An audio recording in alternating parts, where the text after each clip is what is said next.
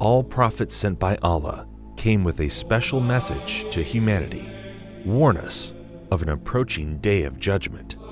No one can know when the day of judgment will occur. However, God has taught His messengers some of the signs that alert one to the fact that the hour is approaching. These signs play a very important role. They reinforce one's belief in the Prophet and are a reminder of the day of judgment. There's no doubt we are living in some strange times. These times were long foretold by our Prophet. Believe it or not, we are now right in the middle of the end times, because our Prophet said in the end times, the barefooted Arab Bedouins will be competing in building tall buildings. 20 years ago, Dubai was only a dry desert in the Arab Peninsula.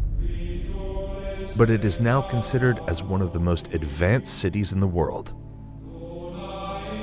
This was predicted by our Prophet 1400 years ago.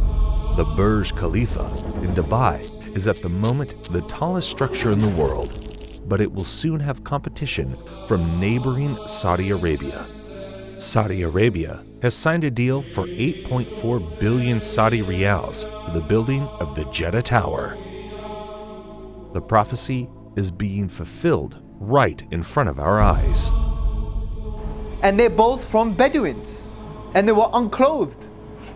And there were Bedouin Arabs, and now they're competing in tall buildings. Now this is very interesting, because if you were a rationalist at that time, you would think the one who's competing in tall buildings would be the superpowers of the time, which were the Romans and the Persians. The Arabs, in many cases, used to build buildings in the ground because it was so hot. Yeah. Some of the houses were in the ground, and they just had tents. The Prophet said that the hour will already have casted its shadow when we can see Mecca, with its mountains with holes.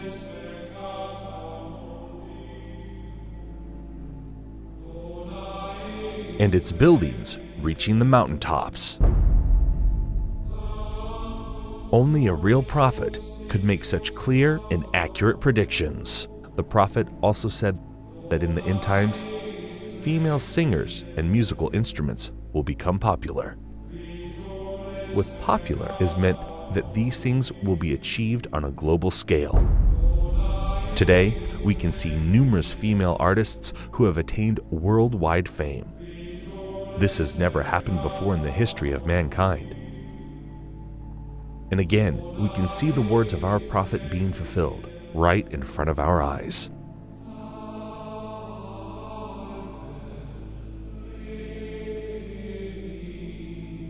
In the end times, people will dance late into the night. Muslim men will resemble unbelieving men. Muslims will slowly but deeply appropriate the traditions and ways of the Christians. Believers turn into unbelievers and will sell their religion for non-essential things of this world.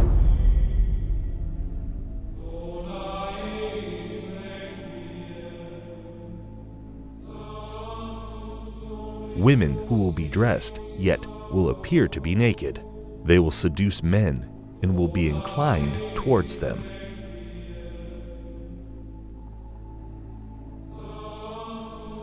With something on their heads that looks like the humps of camels, leaning to one side.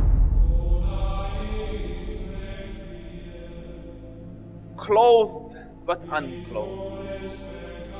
You know, some of the swimwear, if you look at, or some of the gym wear, if you look at, they're like who are you? It's not clothing. Kasiyatun ariyat, clothed but naked. Or if you look a more moderate tafsir, if you like, clothing will be very tight, or it will be see-through, or there will be cuts and slits around the sides and so on and so forth, so that although it pretends it doesn't show, it shows. And the Prophet said, alayhi afdalu salatu wa atammu taslim, that they will not smell the fragrance of Jannah, although the smell of Jannah can come from so far, yet these people will be made forbidden for them is that smell, that fragrance of Jannah.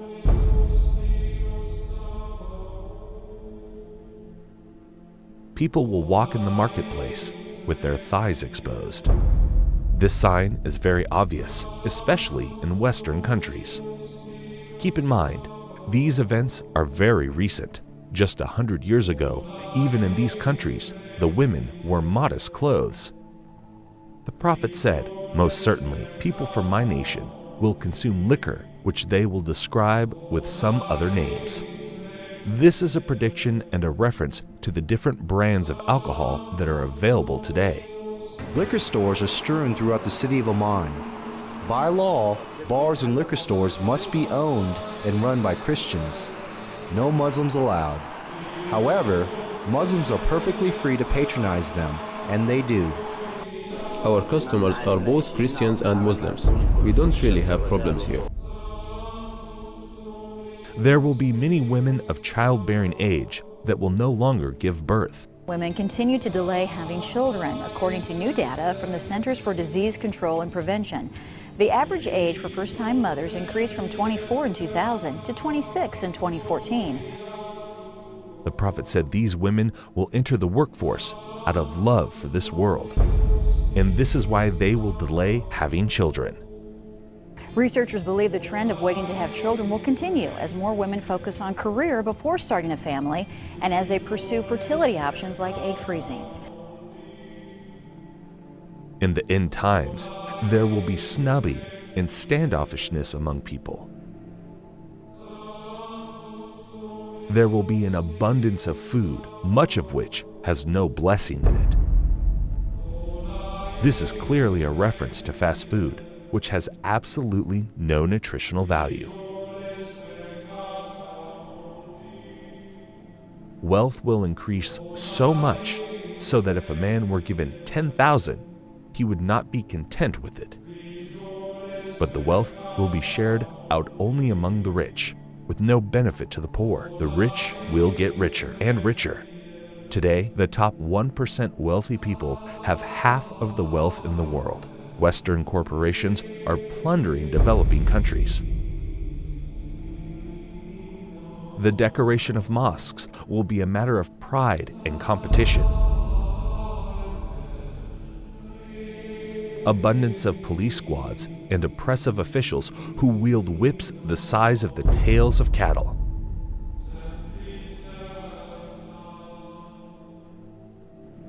Men will begin to look like women, and women will begin to look like men. And there are many signs that should be troubling to people. The Prophet predicted same-sex marriage. I mean, that's a sound hadith. He said the end of time will not come until a man marries a man and a woman marries a woman. Sports today, Ireland became the first country in the world to pass a constitutional referendum allowing same-sex marriage. This is the moment same-sex supporters... And we have no evidence in human history that that was ever, we have no evidence that any culture has ever sanctioned same-sex marriage. But he said it will be one of the signs of the end of time. He said you will see nikah al-rajul al-rajul, wa nikah al-mar'ati al-mar'a. And nikah here means clearly marriage because homosexuality existed, so he wasn't talking about homosexuality or musahaqa. He was talking about marriage.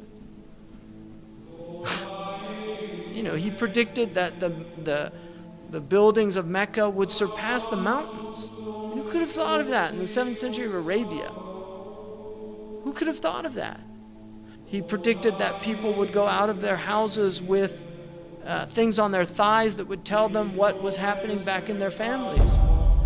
He said that people would talk to shiraku na'alihi, which in Arabic, shiraku na'al is this. That is what a shiraku na'ali, which is the universal sign today for telephone.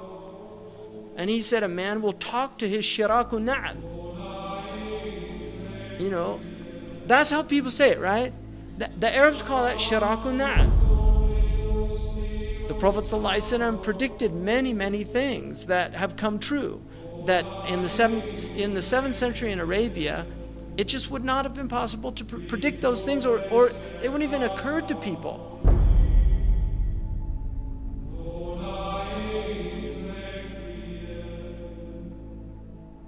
The Prophet said children born outside of marriage would become commonplace.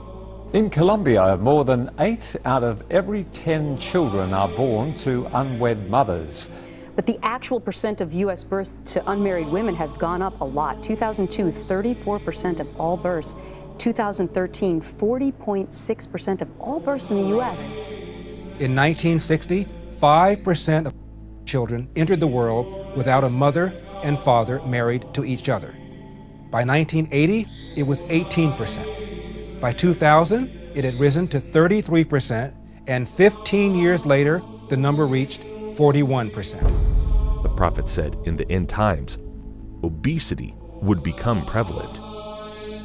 Well, the explosion of overweight and obese people in the developing world is largely down to the emerging economies, those that have gone through a transition from being low-income economies to middle-income economies in the last generation.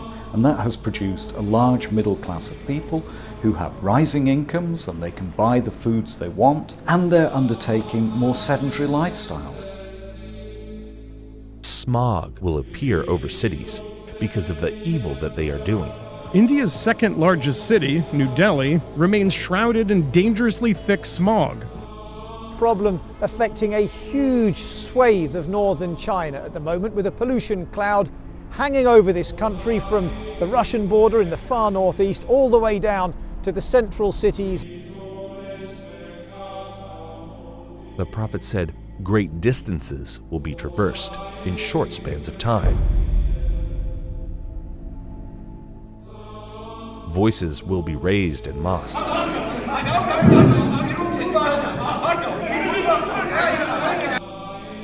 Rain will be acidic or burning. Acid rain is any form of precipitation with high levels of nitric and sulfuric acids. It can occur in the form of snow, fog, and even dry materials that settle to earth. Most acid rain is caused by human activities. That there will be dishes and they will be communicating constantly, and then people will break the ties of kingship.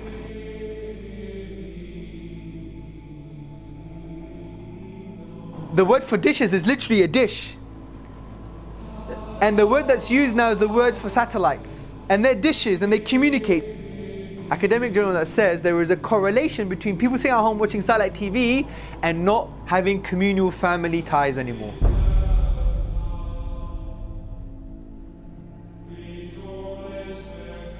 A lot of people will be depressed and will wish to be dead. Depression is now a global epidemic. In fact, if we look in the US, we now find that nearly 1 in 4 Americans will experience the agonizing, debilitating pain of depressive illness by the time they reach age 75. Depression is the main driver behind suicide, which now claims over 1 million lives every year worldwide.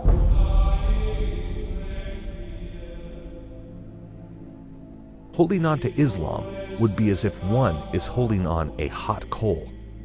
A man will be a believer at night and a disbeliever in the morning. Does this sound familiar?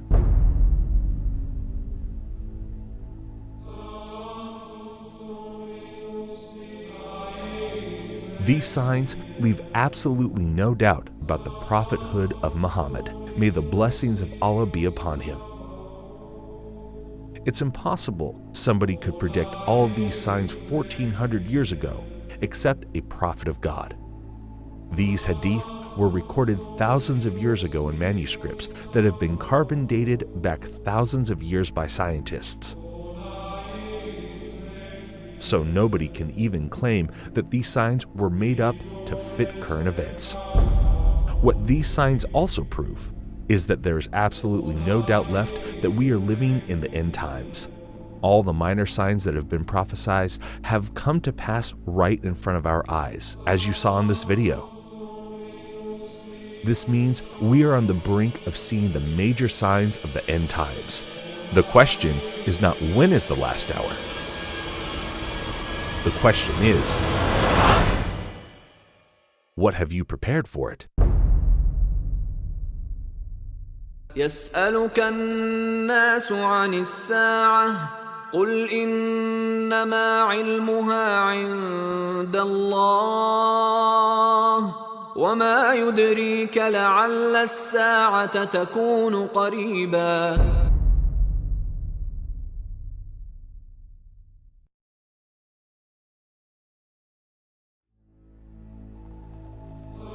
One of the first major signs that will plunge our world into dark times is a war so great which humanity has not witnessed before. The next event that is about to occur is the Great War. Nabi Muhammad alayhi salatu wasalam, and he said, when Jerusalem is center stage and flourishing, built up, which is where we are now, then look for the Malhama. The Malhama is a great war. The Malhama is not just a great war. It's a war like no war has ever been. That 99 out of every 100 of the combatants will die, will be killed. The only way that 99 out of every 1,000 can be killed is if it's a war with weapons of mass destruction. NATO is preparing for war with Russia. This war has been planned long before the evil forces that rule the world today. These same evil people caused World War I and World War II.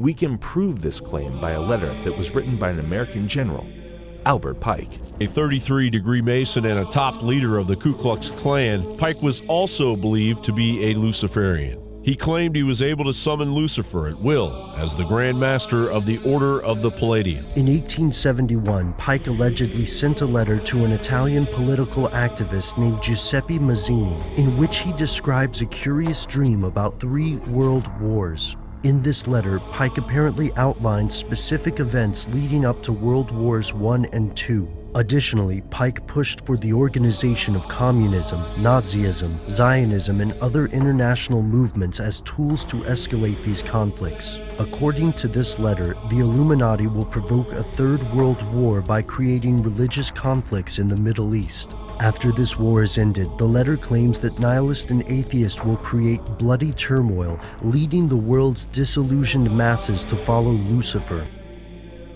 Today, we can see clear preparations being made for this war. The Georgia Guidestones is a granite monument erected in the United States. This monument has 10 commandments for the world, but to this day, nobody knows the author of these commandments. One of the commandments is to maintain humanity under 500 million people. This proves that satanic powers are behind this, and to achieve this, they will cause a world war, and they will surely succeed in achieving this. Because remember that our prophet said that 99% of the people fighting will die in this war.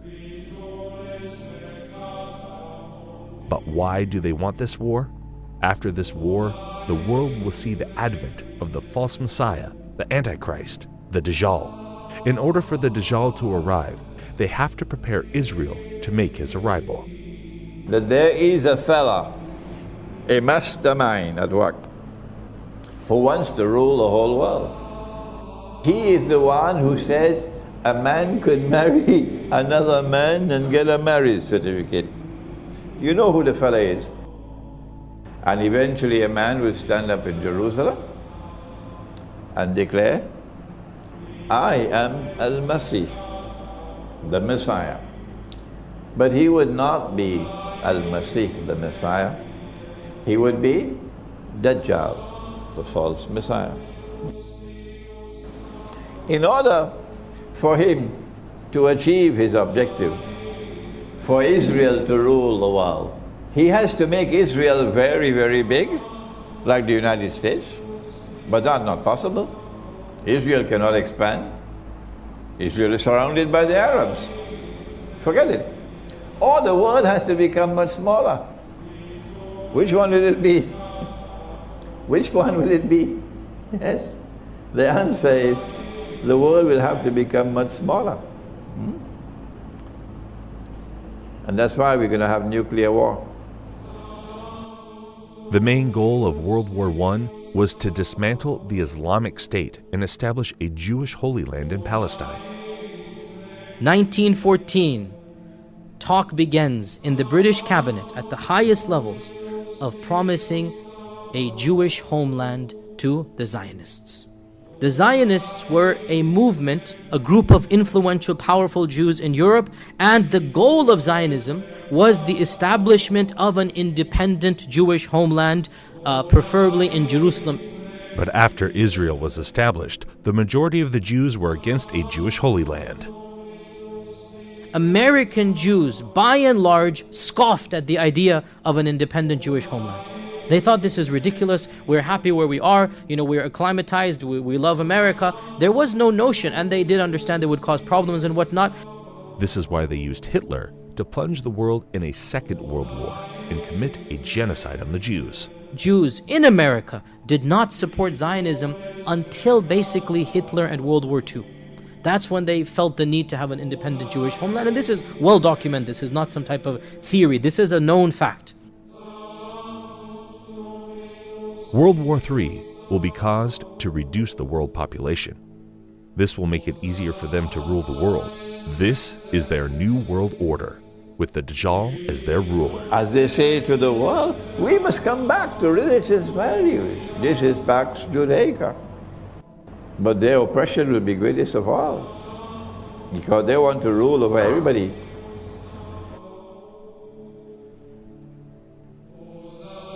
So you must be thinking why they need Israel to make the arrival of the Antichrist possible. The Satanists want to build their third temple in Jerusalem. They need this temple for a global satanic ritual which will allow the Antichrist to emerge. The Antichrist is just a human like us. He is one of the descendants of Prophet David. This global satanic ritual will give him superhuman powers because he will have control over all the jinn, just like Prophet Solomon had authority over the jinn. Allah says we gave him control over all the jinn kind, those that could build so quickly magnificent buildings, and those that could dive into the oceans and extract from it anything he wanted and he asked for. Sulaiman alayhi salam. And he had also the authority to tie up these jinn in such a way that they would be slave for him, doing whatever he wants, all tied up in a line in a uniform fashion. So he had them in his army, and he had the wind in his army, and he was a king at the same time and a warrior. They came down with magic, two angels, Harut and Marut, where in a place called Babil or Babylon. And the reason they had to teach a few people what it was all about was so that they could distinguish between the miracle of a Nabi and the magic of magicians. When they were taught, they knew very well that this is magic, and what Sulaiman alayhi salam has come with is the miracle of a Nabi. They knew that what they are purchasing, the deal that they are making, will render them in such a condition in the Akhirah that they won't have any portion left for them in the Akhirah. If you take a look at Babylon, up to this day, it is the headquarters of magic. There are people, whether they belong to the Illuminati or whether they belong to the Freemasons, part of the same thing, who worship the devil completely, and the devil tells them, we will give you two things, power and kingdom together with everlasting life. The seat of magic is in one of two places. You find it in Egypt where the pyramids are, because there was a lot of magic at the time of Pharaoh. The temple of Solomon is spoken about. May Allah's peace be upon Sulaiman. His intention was brilliant. He in fact abandoned everything, but he had all the books under his throne. They were there. Sulaiman alayhi salam built a temple. It is reported that that tabut, the Ark of the Covenant, was also kept there to this day. And they are saying we were looking for the Ark of the Covenant, and in the process they are destroying the masjid. May Allah subhanahu wa ta'ala protect the haram. They will place this Ark of Covenant in the third temple, which will give the Dajjal his powers. When Musa alayhi salam was passing away, he gave a certain little box known as a tabut. It was a box, the Ark of the Covenant. In it were some of the fragments of the tablets upon which the 10 commandments were written, and a few items inside there. We don't know exactly what, there is dispute as to what it was, but for sure it was a reassurance and a comfort to the people who had it. And when they opened it, they felt very secure, they felt very calm. And every time they fought, they took that ark with them. And when they fought, they won the battle. Whenever the ark was with them, In it, it had the tablets that were given by Allah subhanahu wa ta'ala to Musa alayhi salam. They will use this divine knowledge for evil. Their third temple will be built at the same location as the Al-Aqsa Mosque. Preparations have already begun for the building of the temple. In Jerusalem, King David established our capital 3,000 years ago. In Jerusalem, King Solomon built our temple, which stood for many centuries.